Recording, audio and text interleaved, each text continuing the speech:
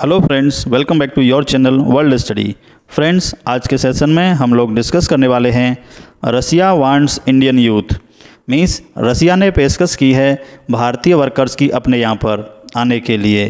तो देखिए क्या है इस पूरी न्यूज़ में, डिटेल से चर्चा करेंगे। बने रहिए वीडियो के अंत तक हमारे साथ।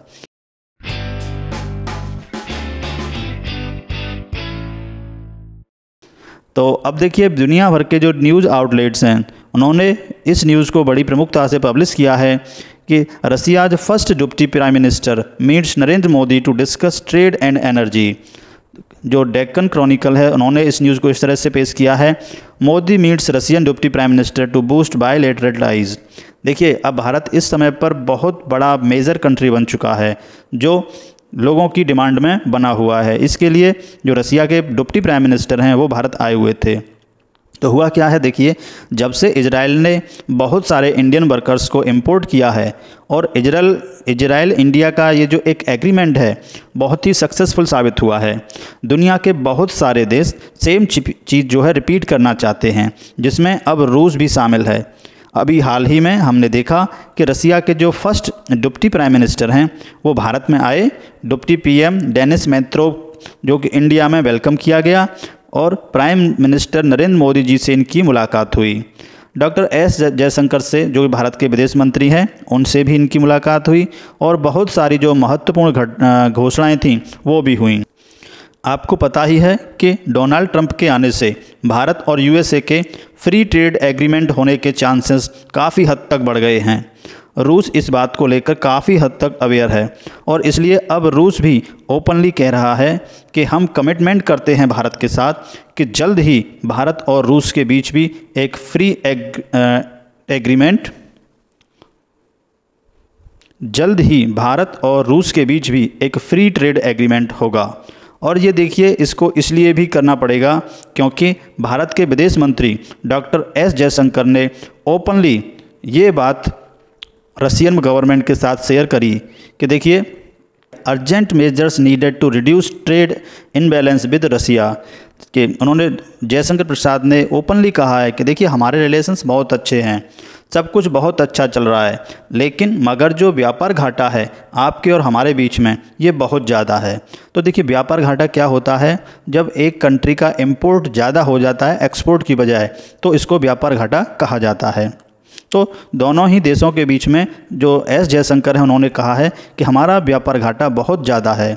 दोनों कंट्रीज़ का जो ट्रेड है, व्यापार है, लगभग 66 बिलियन डॉलर तक का पहुंच गया है, मगर इसमें से 90% से भी ज़्यादा सिर्फ इंडिया ही खरीद रहा है, इंडिया ही इंपोर्ट कर रहा है रसिया से। तो उन्होंने कहा है कि आप लोग तो हमसे कुछ भी नहीं परचेज़ कर रहे। देखिए रूस के साथ रेस करना बहुत ज़्यादा महत्वपूर्ण है। तो जयशंकर साहब ने ये बात साफ साफ बोली है कि भारत और रूस का ओवरऑल ट्रेड 2030 के आसपास लगभग 100 बिलियन डॉलर्स तक पहुंचने वाला है। 100 बिलियन डॉलर्स का ट्रेड आप देखोगे भारत और रूस के बीच, क्योंकि चाहे वैश्विक राजनीति की स्थिति जो भी हो, लेकिन भारत रूस से कच्चे तेल की खरीद इसी तरीके से करता रहेगा। लेकिन देखिए डोनाल्ड ट्रंप के आने से ना एक उम्मीद ये बन गई है कि रसिया और जो यूक्रेन है उसकी वार ख़त्म हो जाएगी और रसिया को स्विफ्ट सिस्टम के अंदर वापस एंट्री मिल जाएगी। तो देखिए स्विफ्ट सिस्टम क्या है, ये जो इंटरनेशनल पेमेंट सिस्टम है उसको बोलते हैं स्विफ्ट सिस्टम। तो इसमें रसिया को एंट्री मिल जाएगी और रसिया का जो इंडिया पेमेंट करता था पहले रसिया को वो कर पाएगा और रसिया भी इंडिया को पेमेंट आसानी से कर पाएगा। तो इस वजह से अब इंडिया ओपनली कह सकता है रूस को कि देखिए हमसे भी आप चीज़ें परचेज़ करिए, हम भी बहुत कुछ एक्सपोर्ट करते हैं, हमसे भी खरीदिए। यहाँ पर इंडिया ने स्पष्ट तरीके से कहा है कि ट्रेड एक तरफा हो रहा है, कि हम आपसे खरीद ही खरीद रहे हैं लेकिन आप तो हमसे कुछ भी नहीं खरीद पा रहे। प्रॉब्लम देखो यहाँ पर यही है, जब आप किसी को ये कहोगे बार बार कि हमसे ख़रीद लो हमसे ख़रीद लो, तो ये इसी तरह का होता है कि कोई यूट्यूबर आपसे रिक्वेस्ट करे, लोगों से रिक्वेस्ट करे कि प्लीज़ मेरी वीडियो देख लीजिए। तो देखिए अगर उसके कंटेंट में दम होगा, उसके कंटेंट में बात होगी तो लोग अपने आप ही उसकी वीडियो पर आएंगे। तो आप मान लो कि कोई कंपनी है, अगर वास्तव में उसके प्रोडक्ट अच्छे हैं, वो अच्छे प्रोडक्ट बना रही है जो किसी एक देश को चाहिए, उसकी आबादी को चाहिए और उन प्रोडक्ट्स में जो है स्टैंडर्ड्स भी हैं, तो अपने आप ही कह लीजिए ये प्रोडक्ट जो है बिकना स्टार्ट हो जाएगा। लेकिन भारत अपनी तरफ से कोशिश कर रहा है पूरी तरह से कि रूस ज़्यादा से ज़्यादा भारत से ख़रीदारी करे, परचेज़ करे, जिससे कि व्यापार घाटा जो है कम हो जाए, क्योंकि भारत रूस से बहुत कुछ डिफेंस आइटम्स फ्यूचर में परचेज करने वाला है। और ये बात चल भी रही है कि जो air defence system Vladimir Putin की रक्षा की मेन जिम्मेदारी उठाता है, द लीथर पैंथर सिस्टम, ये हो सकता है कि भारत परचेज करे रूस से, या फिर दोनों कंट्रीज़ इसका एक इंडियन वर्जन बनाकर इंडिया में मैन्युफैक्चर करें। इसकी भी बात चल रही है। इस पर और भी डिटेल जो भी सामने आएगी फ्यूचर में उस पर अपडेट किया जाएगा। लेकिन रसिया ने अभी के लिए एक सॉल्यूशन निकाला है। तो उन्होंने क्या सॉल्यूशन निकाला है कि ठीक है, चलिए आप भी चाहते हैं कि आपके पास भी करेंसी आए, फॉरेन करेंसी आए, तो इसका एक समाधान ये हो सकता है कि रसिया की आबादी गिर रही है। जैसा कि आप सभी लोग जानते हैं, वहाँ पर फैमिली सिस्टम जो रूस का है काफ़ी अजीब सा है।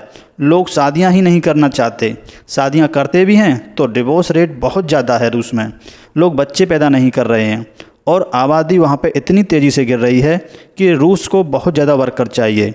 और रूस ने ये कहा है कि ये लोग चाहते हैं कि भारतीय एक बड़ी संख्या में रूस में आकर काम करें, रशियन कंपनीज़ के लिए काम करें, और इससे रूस का भी फ़ायदा होगा, क्योंकि इनको बहुत सारे वर्कर्स मिल जाएंगे, चाहे वो स्किल्ड, कुशल हों, अकुशल हों, और बहुत सारे प्रकार के इनको वर्कर्स मिल जाएंगे। लेकिन प्रॉब्लम देखो बहुत सारी हैं इसमें। ये सुनने में तो बहुत अच्छा लगता है कि रूस हमारा मित्र देश है।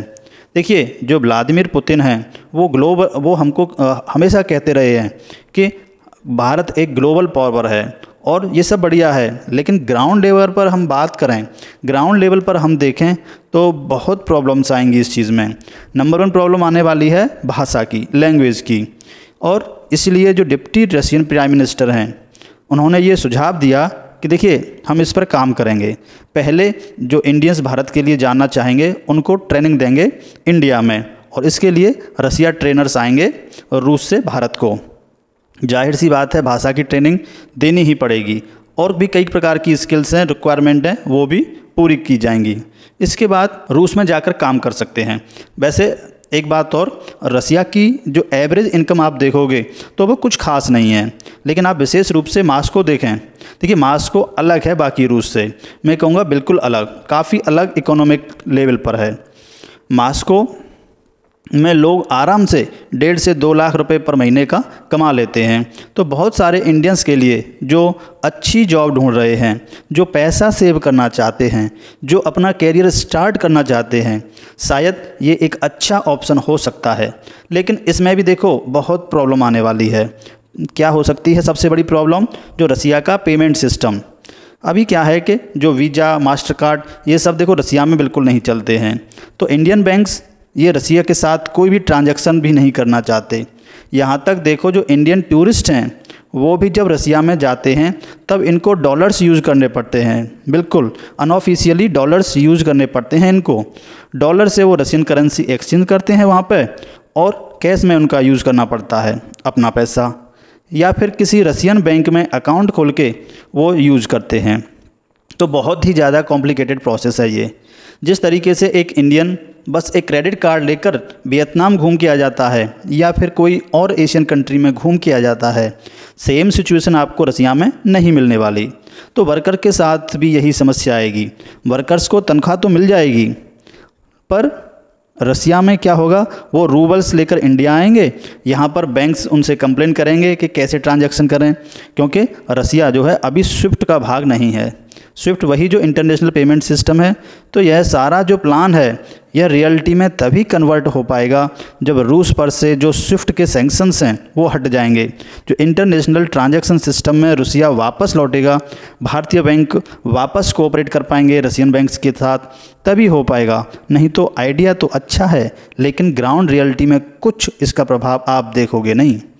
इजराइल में पूरी तरह से देखिए बिल्कुल अलग केस है। एक इंडियन वर्कर इजराइल में या फिर मान लो यूएई में या सऊदी अरेबिया में वहाँ पर जा सकता है, काम करेगा, उनकी करेंसी कमाएगा, फिर बैंक्स के जरिए वह पैसा अपने घर में पहुँचा सकता है। रसिया में अभी के लिए ये सिस्टम है नहीं। या तो ट्रांजैक्शन के लिए कोई सिस्टम बनाया जाएगा या फिर रसिया को स्विफ्ट में वापस लाएंगे, कुछ तो करना पड़ेगा, तभी ये प्लान काम कर पाएगा। बाकी अगर यह प्लान काम कर गया तो इंडियन वर्कर्स आपको पता है, इतने सारे हैं, हमारे लोग हैं, मेहनती हैं, काम करना चाहते हैं। बहुत से लोग रसिया में जाकर शायद 10 से 15 बिलियन डॉलर का रेमिटेंस विदेशी मुद्रा हर साल भारत में ला सकते हैं। तो अभी देखिए यह एक प्रपोजल है, लेकिन इसमें कोई आश्चर्य नहीं कि इंडियन वर्कर्स में जुनून है, पैशन है। अगर उनको रास्ता दिख गया कि रसिया में कैसे पेमेंट मिलेगी, इंडिया में कैसे पहुंचा सकते हैं, तो भारतीय लोग कुछ भी कर सकते हैं और यह तस्वीर भविष्य में बिल्कुल रियलिटी में कन्वर्ट हो सकती है। तो देखिए जो भी नई डेवलपमेंट होगी इसके लिए, तो उसके लिए हम अपडेटेड वीडियो लेकर आएंगे। तब तक के लिए धन्यवाद।